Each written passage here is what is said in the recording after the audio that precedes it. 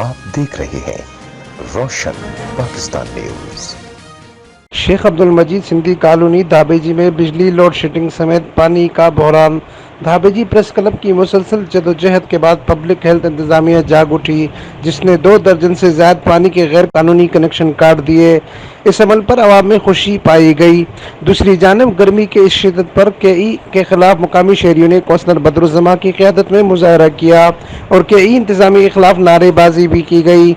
उस मौके पर बदरुज़्ज़मा का कहना था कि शेख मजीद सिंधी कॉलोनी भुट्टो शहीद का दिया गया तोहफा है, जिसे आज इंतकामी सियासत का निशाना बनाया जा रहा है। आबादी की शरह बढ़ चुकी है, जबकि पीएमटीज कम पावर की है जो लोड बर्दाश्त नहीं कर पाती। दूसरी तरफ कई इंतजामिया खुद से गैर कानूनी कंडा कनेक्शन देकर लोड बढ़ा देती है, जिसकी वजह से परेशानी बन जाती है।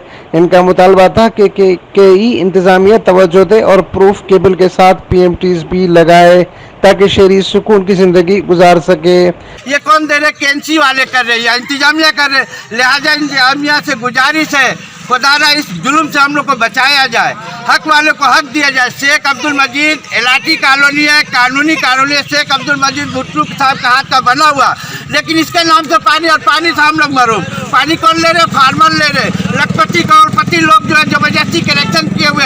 इंडियन काउंसिल का ताकत काउंसलर जनरल काउंसलर हूँ, चेयरमैन है हमारा लूसी धाबेजी है। हम लोग उसका बिजली लाइन नहीं काट सकते, पावर नहीं है। एक काउंसलर हमारा पानी काटा एक फार्मर को, तो उसको चोरी करके दोबारा लगाने पड़ा। अमीन फारूकी, रोशन पाकिस्तान न्यूज़, ठट्टा सिंध।